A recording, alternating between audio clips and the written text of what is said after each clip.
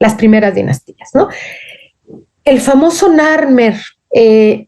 Narmer era un nomarca, era un gobernante de Egipto, que tenía su propia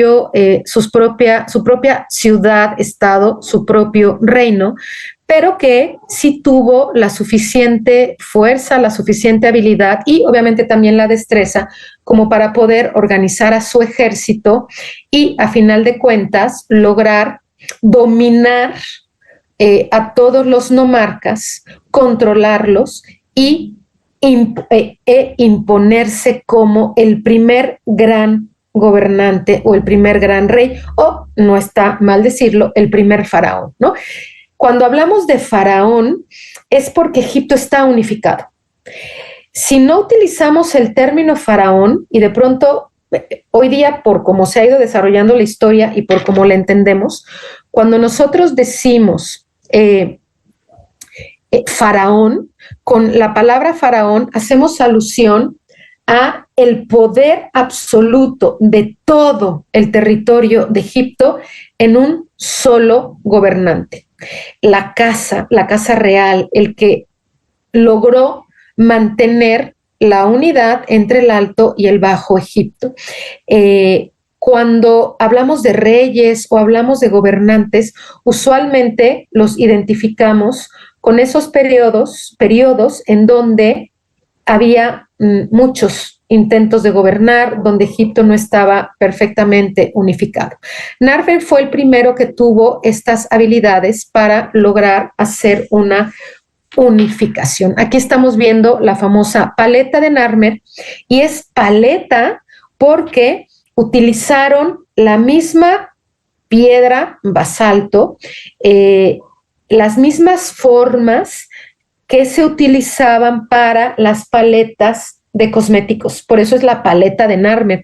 Lo curioso es que se le han hecho estudios de cromatografía para ver si por ahí se encuentran algunos residuos o algunos restos de algún pigmento, pero no, pareciera que la hicieron con una forma de paleta para cosméticos, pero que nunca fue usada como cosméticos, no fue reutilizada, sino que realmente se hizo pensando en dejar evidencia del famoso Narmer, que fue el primer faraón. Aquí lo estamos viendo, aquí estamos viendo a Narmer, que tiene su mazo en uno de los brazos, y en el otro tiene a uno de los habitantes de los gnomos, que no se quería someter, por llamarlo de algún modo, ¿no?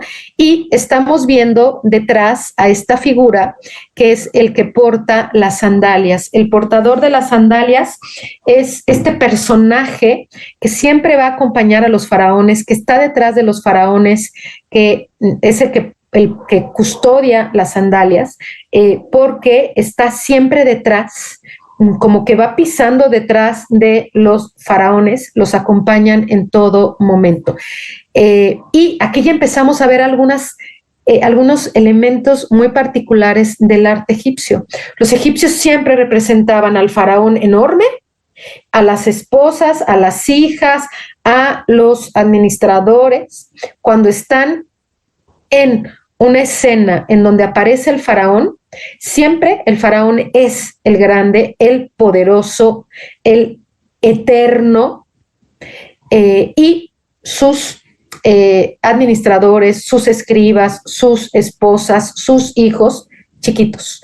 Esa es una característica del arte egipcio, a excepción del periodo de Ajenatón. Él va a modificar y va a hacer una reforma no solo religiosa, sino también artística, ¿no? Entonces, eso lo veremos un poco más adelante. Aquí tenemos a Horus, que está sobre el papiro y el loto, ¿no?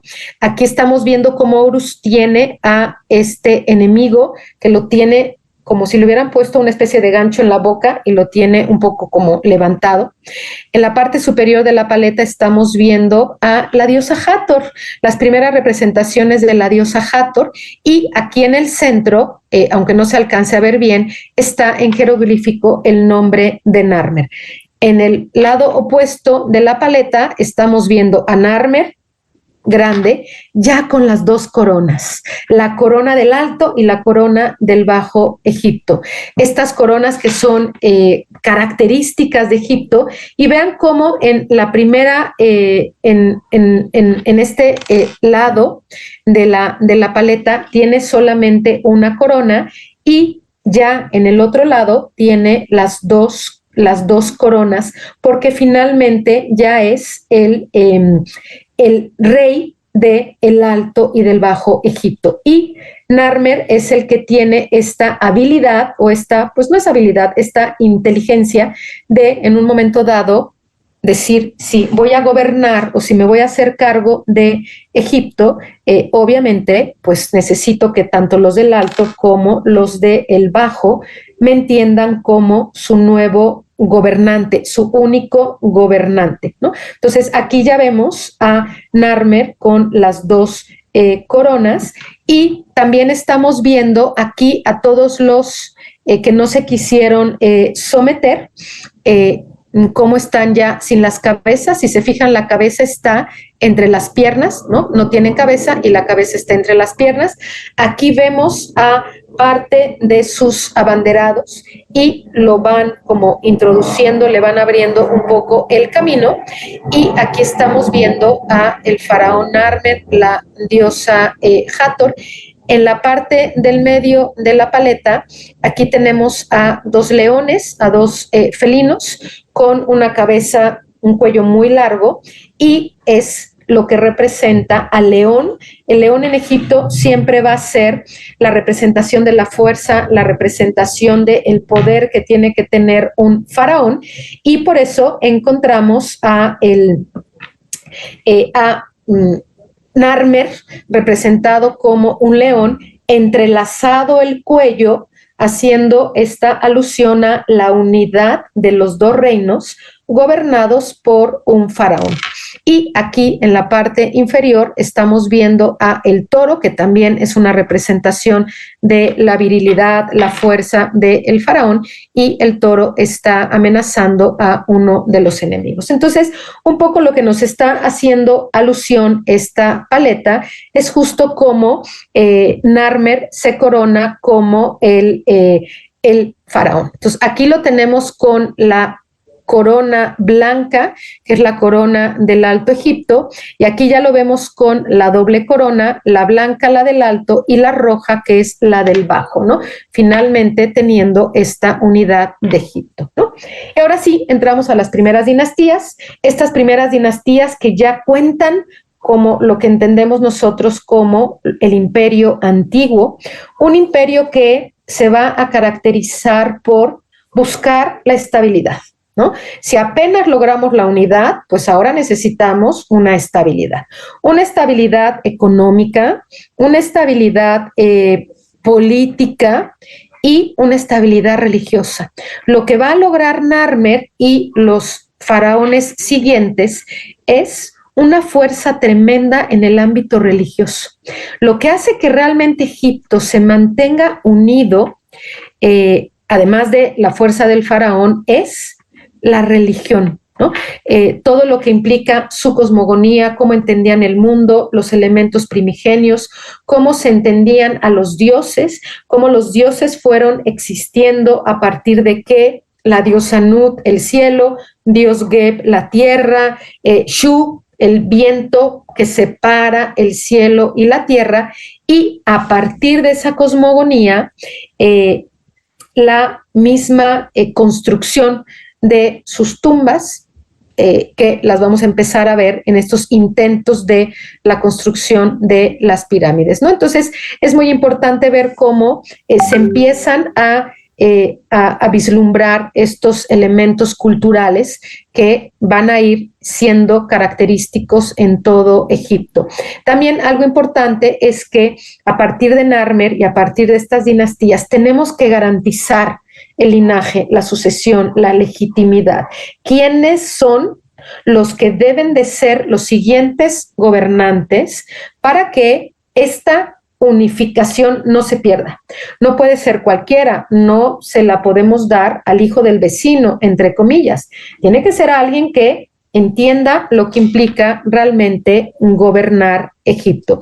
Y vamos a empezar a ver cómo los matrimonios son importantes, los matrimonios entre parientes, o si no es entre parientes, garantizar que el faraón tenga a un heredero, ¿no? Que es lo que va a marcar esta sucesión. Se van a estructurar algunas cuestiones de impuestos, ¿no? Cómo les van a exigir a los que antes eran nomos, que ahora ya son todo parte del mismo territorio y del mismo gobierno, algunos pagos de impuestos por la tierra, por la agricultura, ¿no?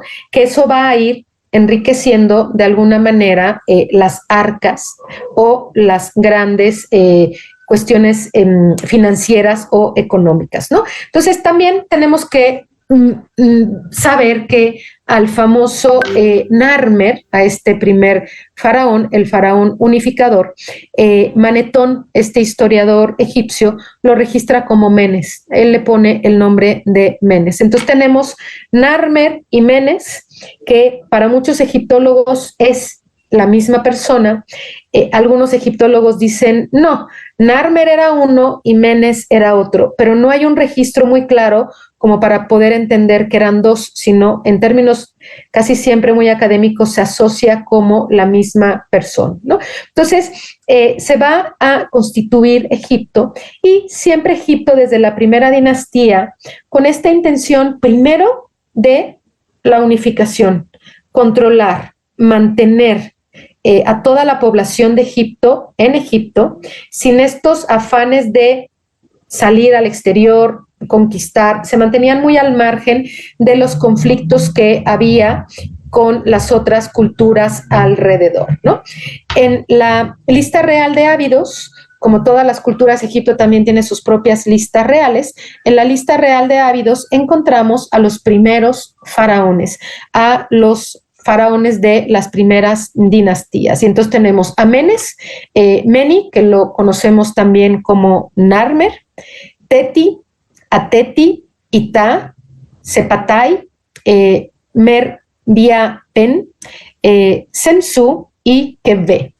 Y tenemos su nombre en egipcio y su nombre en griego, porque pues los nombres que nosotros conocemos de los faraones, casi todos son los nombres griegos y no ciertamente los nombres egipcios. Y aquí están sus cartuchos, vean cómo ya tienen su cartucho, ya no es un cartucho cuadrado, es este óvalo en el que siempre identificamos el nombre de los faraones y quiere decir que desde Narmer o Menes hasta este octavo faraón tenemos una continuidad en la unidad de Egipto, ¿sí?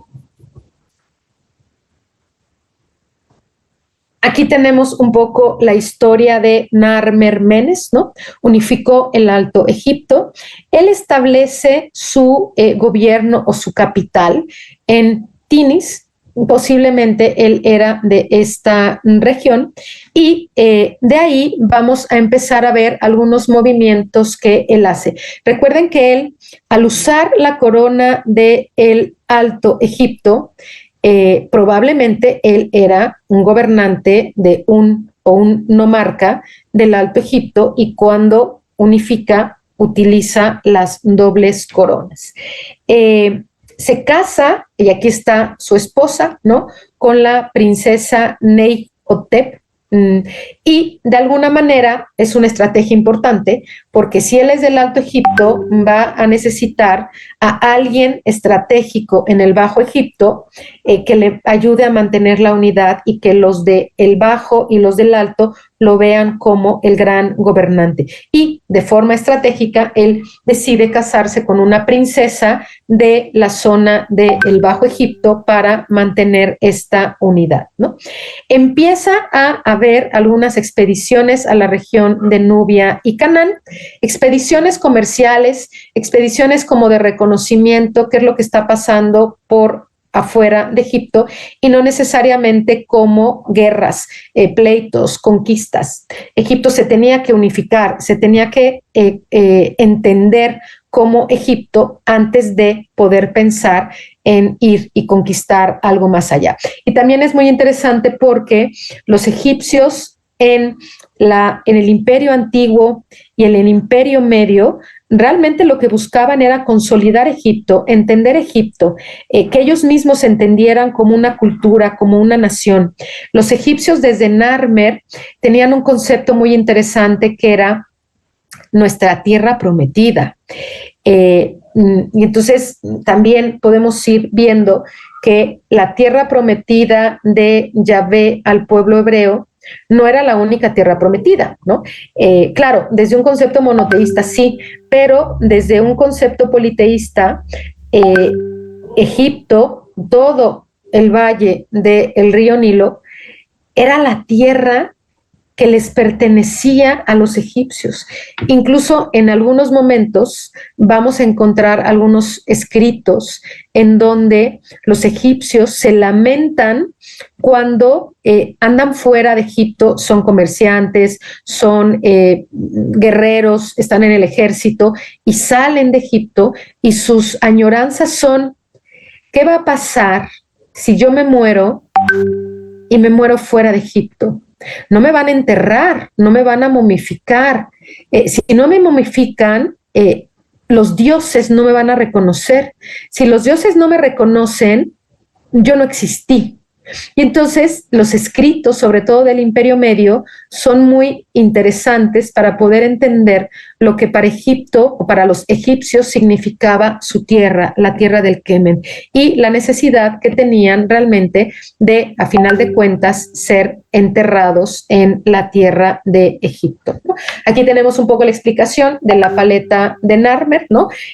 Con estos colores que nos ayudan también a entender qué es cada parte, ¿no? Aquí, como les decía, está el nombre de Narmer, que se identifica con un pez gato. Aquí tenemos la cabeza de la diosa Bat o Hathor, ¿no? Y aquí vemos a Narmer con las dos coronas. Aquí estamos viendo a el sacerdote que va de alguna manera encabezando a los portaestandartes, que aquí los tenemos. De este lado tenemos a los enemigos decapitados. Por aquí tenemos un barco que también ya empieza a hacer alusión de los barcos como representaciones de los viajes o del viaje a lo que se entiende como el mundo de la Duat, ¿no?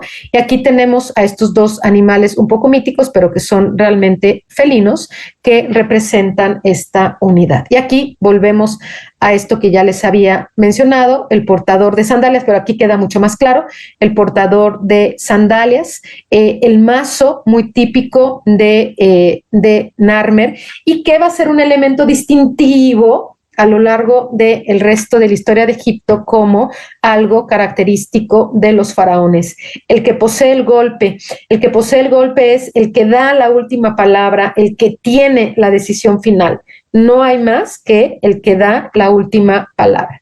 Aquí el halcón, ¿no? Que se identifica con Horus, los enemigos, cómo los tiene, y los que ya están muertos, ¿no? Que de alguna manera los están como sacando de esta historia. Entonces, ese es un poco lo que significa la paleta de Narmer.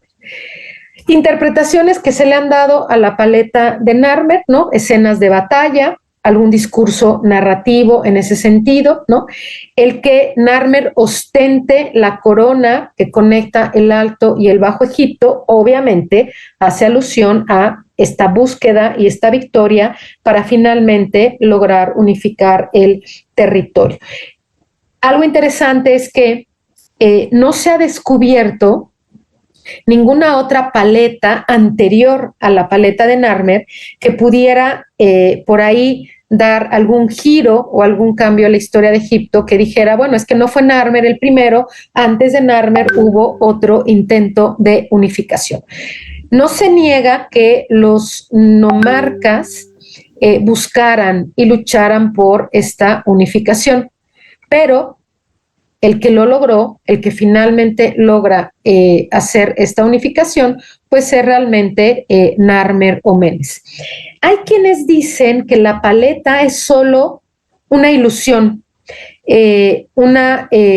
como un sueño bonito, o aquí en México diríamos un cuento guajiro, alguien que te cuenta una historia que te habla sobre un periodo de división, de falta de unidad en todo el territorio del Nilo, hasta que alguien, en términos de alguien que realmente no existió, unifica. Y hay egiptólogos que lo que dicen es que la paleta de Narmer, en vez de hablar de un momento histórico, un suceso real, lo que están contando es cómo los mismos egipcios, en un momento dado, se inventaron la historia de la unificación para controlar a la población y mantener unido a todo el territorio.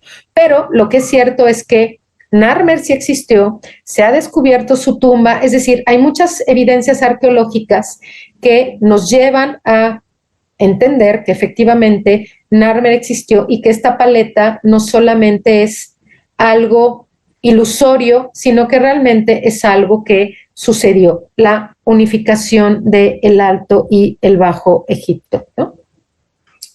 ¿Qué hizo Narmer como este primer faraón? Pues bueno, en términos políticos, unifica finalmente la tierra de Egipto, termina con el periodo predinástico y empezamos con los periodos dinásticos o las primeras dinastías que ya se insertan dentro de lo que es el imperio antiguo, ¿no? Que dentro del imperio antiguo las dinastías como más sobresalientes pues será la dinastía 2 y la dinastía 4, que las veremos, no se preocupen, las veremos, ¿no? También va a empezar a marcar algunos elementos importantes como cuando estos conceptos de la dualidad, por eso la doble corona. Cuando Narmer estaba en el Bajo Egipto, utilizaba la corona del Bajo Egipto, y cuando estaba en el Alto, utilizaba la corona del Alto. Pero era lo suficientemente hábil como para cambiar las coronas dependiendo a quién recibía y también dependiendo en dónde estaba. Y entonces por eso esta tradición y en el fondo una necesidad de poder utilizar estas dos coronas. En términos administrativos, pues también era algo importante porque a partir de esta unificación, toda la cuestión de la agricultura, el control de la producción, los excedentes, los granos, la carne, los famosos graneros de Egipto, empezaron a mantenerse bajo un cierto orden y una cierta control, ¿no? Y también vamos a empezar a ver a partir de Narmer ya estos primeros reflejos de lo que va a ser el aspecto religioso, que después lo vamos a entender mucho más claro, ¿no?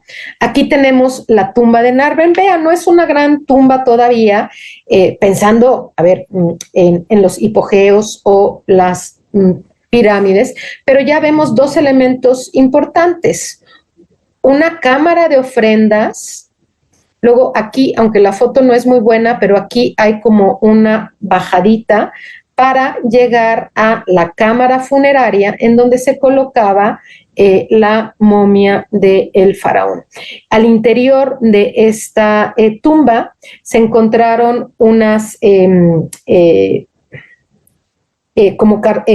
pues sí, como escarabeos o como cartuchos con el nombre de Narmer, y dentro se encontró este babuino, y en la parte posterior del babuino y en la base tiene escrito el nombre de Narmer, ¿no? Entonces, es muy difícil bajo estas evidencias, la tumba, los cartuchos con el nombre, el babuino, la paleta, la historia que finalmente se va a ir contando en Egipto de la famosa unificación, negar en términos históricos que la unificación fue una cuestión un poco más ilusoria, ¿no? Ahora, ¿qué viene después de Narmer? Bueno, a la muerte de Narmer vamos a tener el siguiente faraón, que es su hijo, el hijo de Narmer, Or-Aj.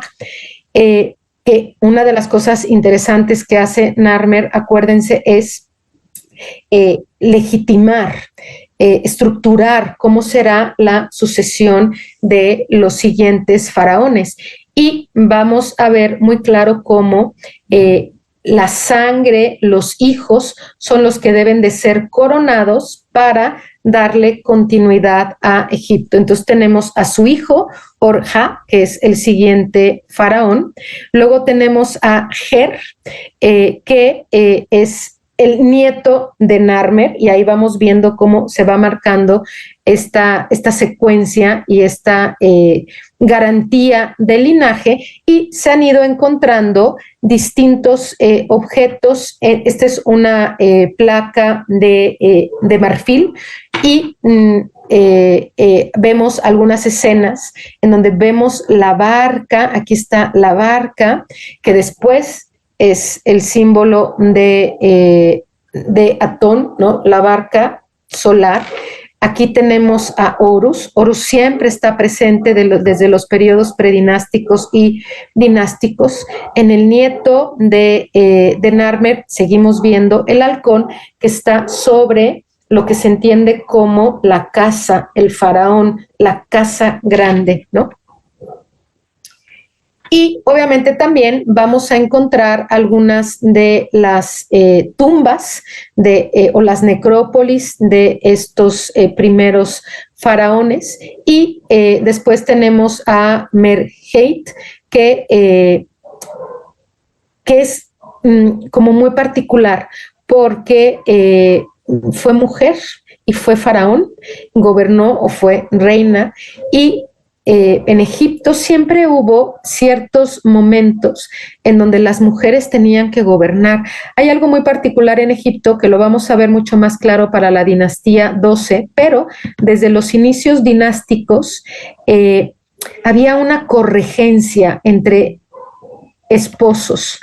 Se marcaba que el que gobernaba era el hombre, pero cuando él salía de la casa real, quien se quedaba en el poder era la mujer, la esposa. Y entonces había una corregencia. E incluso si el faraón moría y el hijo todavía era chiquitín, la mujer tenía todo el derecho de mantener el orden, la unidad, hasta que su hijo tuviera la edad adecuada para tomar las riendas y gobernar, ¿no? Entonces, siempre se manejó esta corregencia entre hombres y mujeres. En algunas dinastías fue mucho más claro, en otras no, pero siempre estaba presente la posibilidad de que las mujeres pudieran gobernar. Y por eso, sí, desde las primeras dinastías hay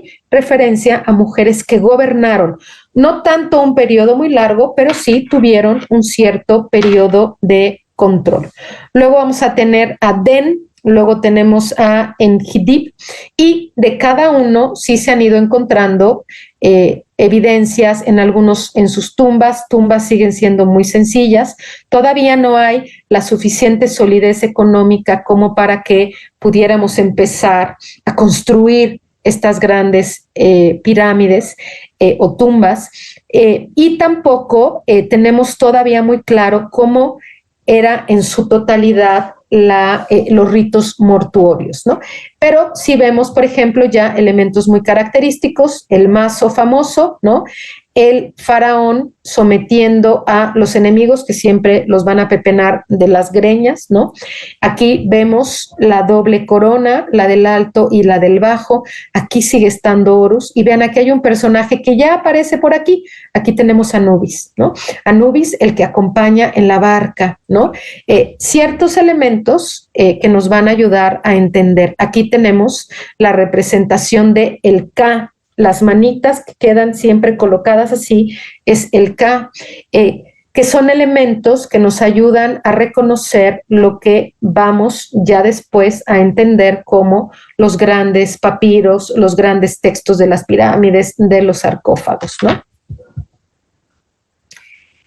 Y aquí tenemos a este otro Semerjet, ¿no? Que también fue pues bueno, algunos un poco medio polémicos, cómo llegaron. No todos los primeros faraones o primeros gobernantes se legitimaron por su herencia de sangre, pero la gran mayoría sí buscaba mantener estas herencias, ¿no? O estas secuencias para mantener el control. Luego tenemos a este otro K, ¿no? Y es el último de esta primera dinastía, ¿no? Entonces, hicimos como un repaso en esta primera dinastía y vemos cómo todos ellos utilizaban muchos elementos, muchos glifos que ya son clara evidencia de la escritura jeroglífica, ¿no? Y elementos muy importantes. Ahora, cuando el rey no tenía hijos, entonces sí había un problema, porque una cosa es que hubiera una corregencia entre el matrimonio, entre el rey y la reina. A la muerte del rey, quien ostentaba el poder era la reina, en tanto que el hijo tenía la edad. Pero si no había hijo, entonces sí tenemos un problema, porque había que darle continuidad al gobierno, había que mantener la MAT, la unidad entre estas dos tierras que siempre fueron muy duales, muy distintas, formas culturales muy particulares, pero que los faraones tuvieron el tino de cómo mantener unidas a estas dos tierras. Cuando no había un descendiente, entonces, o algún general, algún miembro del ejército, alguien de la casa real, algún escriba, algún administrador, tomaba el poder y entonces empezaríamos una nueva dinastía. Entonces, los cambios de las dinastías usualmente eran por la falta de un heredero y la necesidad de un gobernante que le diera continuidad a lo que se venía haciendo y que tuviera el conocimiento de cómo hacer que Egipto se mantuviera en orden. Entonces, esto es cómo se conforma el Egipto dinástico, ¿no? Desde lo predinástico, Narmer como este primer faraón y la primera dinastía. Ya cuando la semana que viene hablemos de la segunda dinastía, vamos ahora sí a entrar a lo que ya usualmente conocemos con toda estructura de Egipto y el famoso imperio antiguo o reino antiguo. Es hablar de imperio o hablar de reino es prácticamente lo mismo. Y ya vamos a ver cómo los faraones de la segunda dinastía, sobre todo se van a como enfocar a darle sentido al ámbito religioso. Es interesantísimo cómo lo primero que van a ordenar es la religión. El aspecto de los ritos de la muerte, los primeros que van a decir cómo tiene que ser la momificación, qué dioses participan, cómo estructurar todo el ajuar, son los faraones de la segunda dinastía, y luego ya vamos a empezar a ver las construcciones de la pirámide de Djoser, la pirámide de Saqqara, las pirámides de Giza, en este imperio antiguo que es interesantísimo, ¿no?